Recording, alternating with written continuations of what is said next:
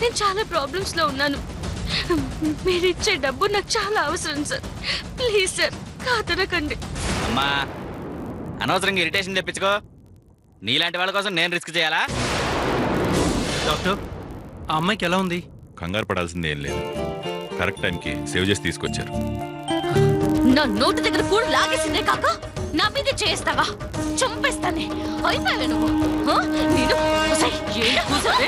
నన్ను చంపుతావా?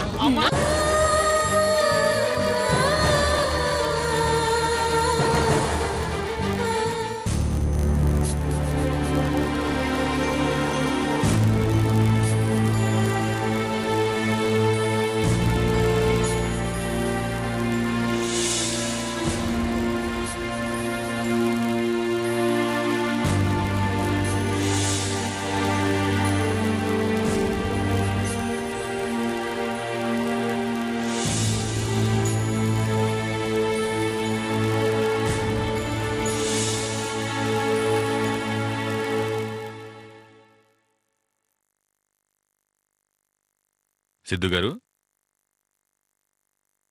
సిద్ధు గారు, సిద్ధు గారు.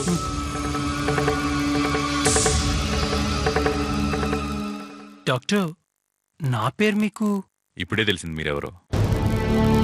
The great industrialist Ravindra Varma గారి అబ్బాయి అని. మీరు ఇక్కడే ఉన్నారేంటి? ఇంటికి వెళ్ళలేదా?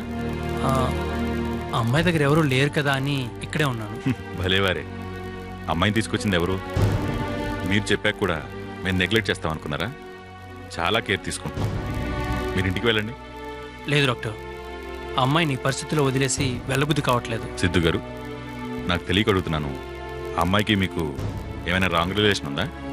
నో డాక్టర్, అలాంటిదేం లేదు. అయినా ఎందుకు అలా అడిగారు? ఆహా, ఏం లేదు. ఆ అమ్మాయి విషయంలో మీలాంటి వాళ్ళు అంత కేర్ తీసుకుంటేను. చూడండి డాక్టర్, సాయం చేయడానికి రిలేషన్ అక్కర్లేదు. ఆపదలో ఉన్న వాళ్ళు మనుషులైతే చాలు. సాయం చేయడానికి మానవత్వం ఉంటే చాలు. మీరు కూడా నెగ్లెక్ట్ చేయకండి ప్లీజ్. అలాగే సిద్ధు గారు. ఆ అమ్మాయి కోసం 24 hours స్పెషల్గా ఒక నర్సును ప్రొవైడ్ చేశాను. ఎనీ మూమెంట్ తెలుస్తుంది. Thank you doctor, thank you so much. It's okay.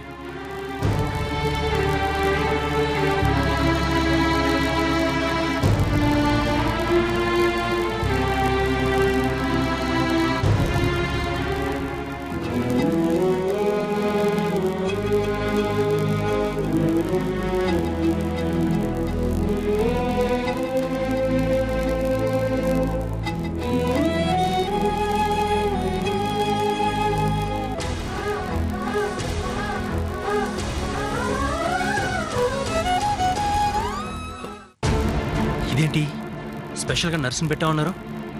లోపల చూస్తే ఎవరు లేరు. Doctor, doctor!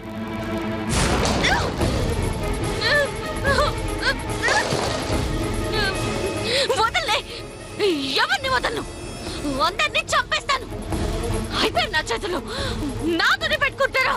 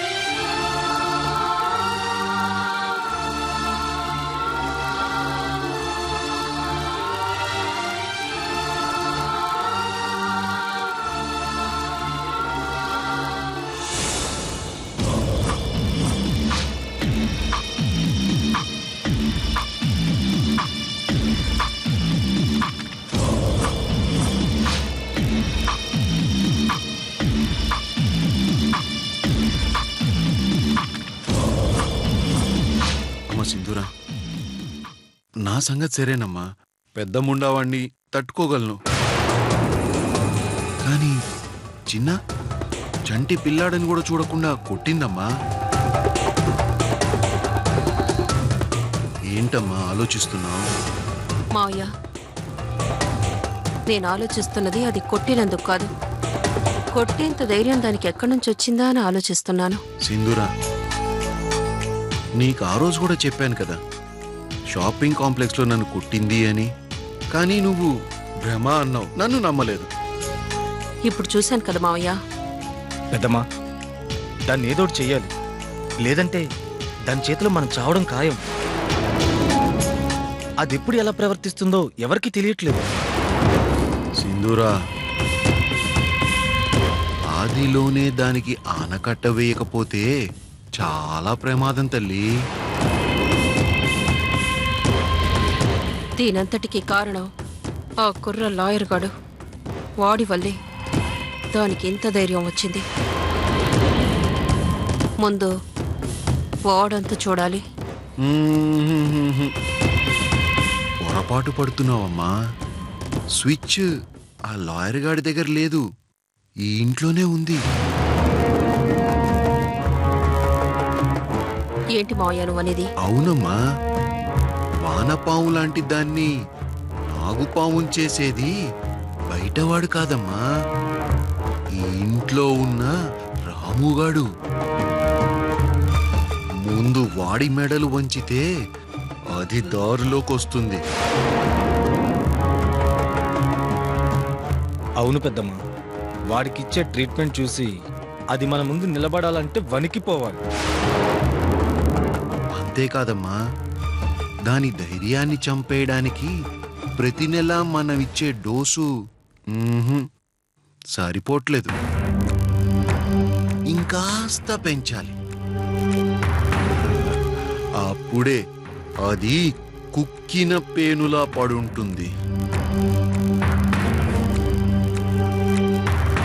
ఇలాగే చూస్తూ పట్టించుకోకపోతే నీ ఉనికినే లేకుండా చేస్తుందమ్మా. అంత అవకాశం దానికి నేనెందుకు ఇస్తాను మావయ్య?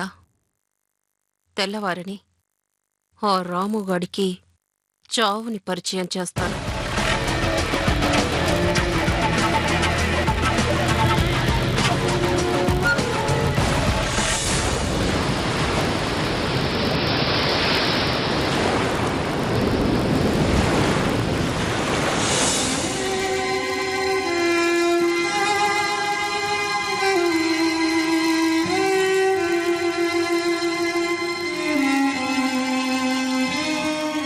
రేయ్, అమ్మగారు, చూసావమ్మా, ఇంత నటన వీడి సొంతం కాబట్టే దానికి అంతలా నూరిపోసి మన మీద కొదిలాడు. బాబుగారు, ఏయ్, మరీ అంత అమాయకంగా మొహం పెట్టకరా. వానపాము లాంటి దాన్ని నాగుపాము చేసి ఆడిస్తున్నావు కదరా. అమ్మగారు, చిన్నమ్మగారు ఎందుకు ఇలా ప్రవర్తిస్తున్నారో నాకు తెలియదు. నోర్మోయ్,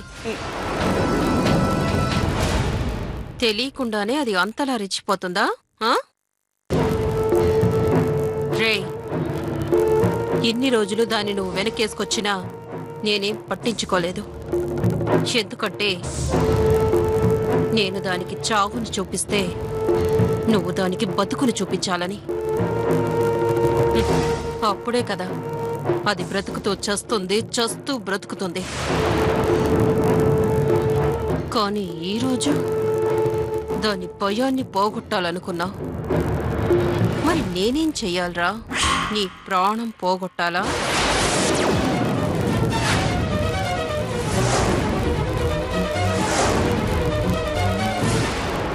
అమ్మగారు, మావయ్య, అర్థమైందమ్మా.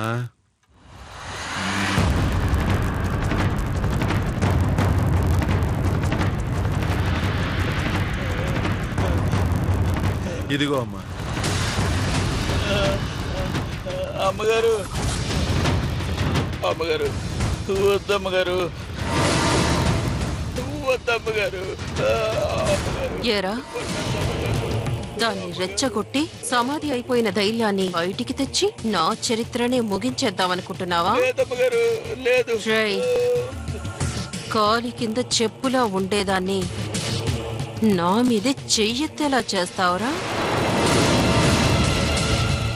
అలాంటి నిన్ను నేనెలా వదిలిపెడతాననుకున్నావురా? వద్దమ్మగారు, వద్దమ్మగారు, అమ్మగారు, నిన్ను వద్దమ్మగారు.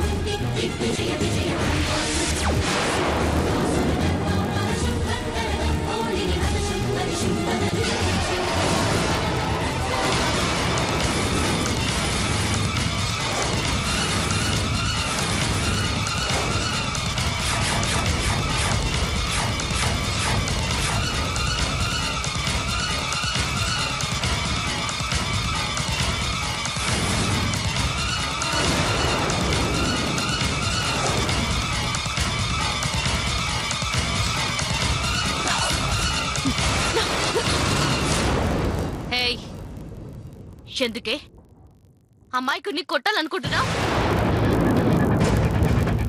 ఏం తప్పు చేశాడు? ఏంటి నీకందరూ భయపడిపోవాలా? నువ్వేమన్నా పైనుంచి దిగొచ్చావా? ఒసేయ్, నా ముందే నిలబడి నాకు ఎదురు సమాధానం చెప్తున్నావుటే నిన్ను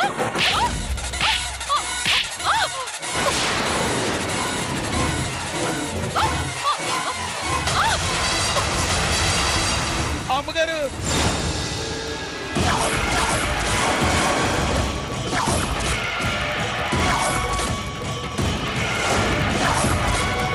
ఎంత ధైర్యమే నీకు? నా కోడల్ని కొడతావా? నిన్ను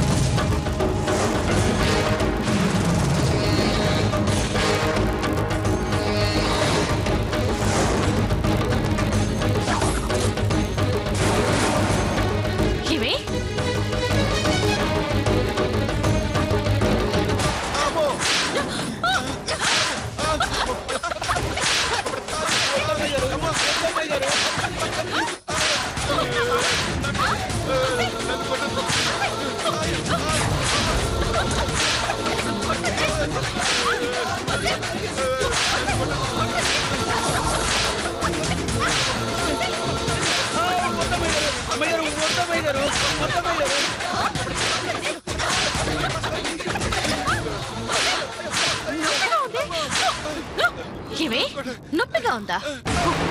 నిన్న నన్ను కూడా ఇలాగే కొట్టావు కదా, మరి నాకెలా ఉంటుంది?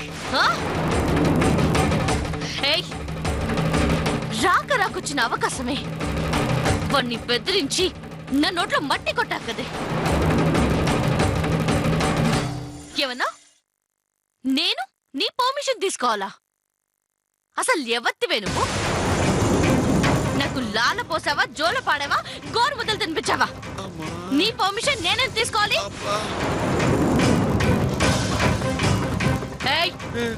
ముసలి నొక్క,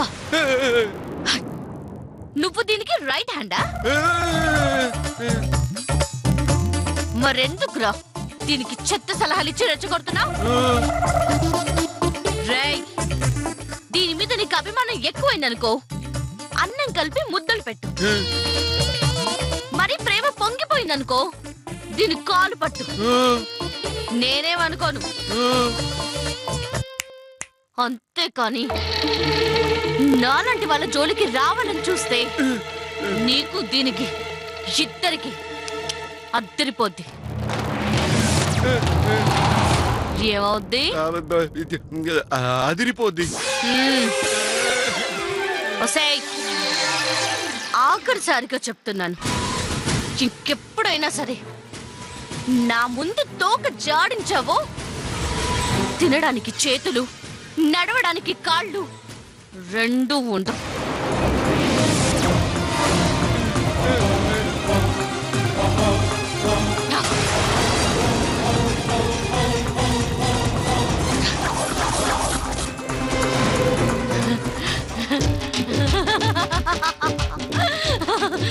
వదల బొమ్మాలి, వదల.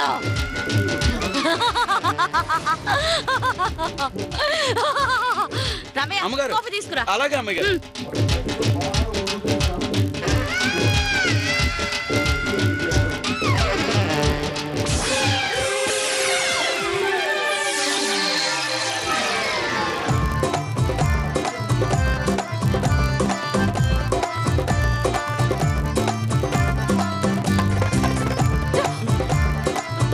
అమ్మా, అయ్యో ఒళ్ళు హూనం అయిపోయిందమ్మా. అమ్మా అమ్మా సింధురా, ఏంటమ్మా ఇది? పొద్దున్నే లేచి ఎవరి మొహం చూసావమ్మా? అబ్బా, అదృష్టం దరిద్రం పట్టినట్టు పట్టిందమ్మా.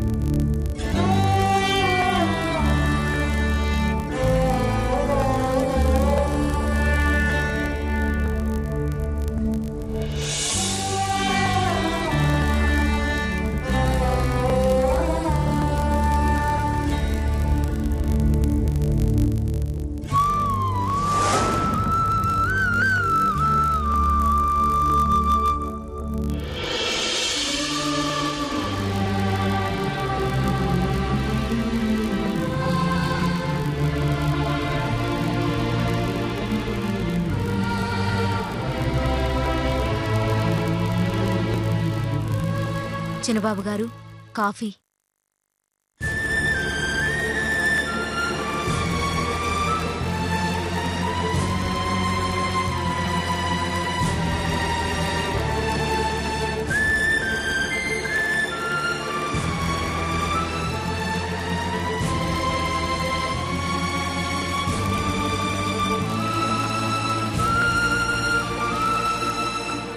Good morning Siddhu. Morning dad. ఏమిట్రా ఆఫీసు బయలుదేరావా?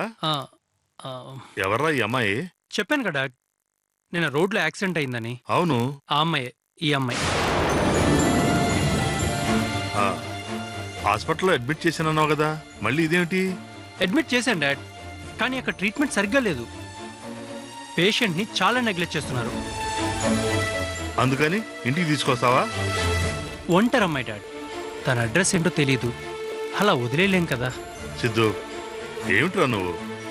ఎవరో తెలీదు, ఎక్కడి నుంచి వచ్చిందో తెలీదు, పైగా ఆడపిల్ల. ఇలా ఇంటికి తీసుకొస్తే ఎలా చెప్పు? ఎవరైనా చూస్తే ఏమనుకుంటారు? ఏమనుకుంటా డాడ్?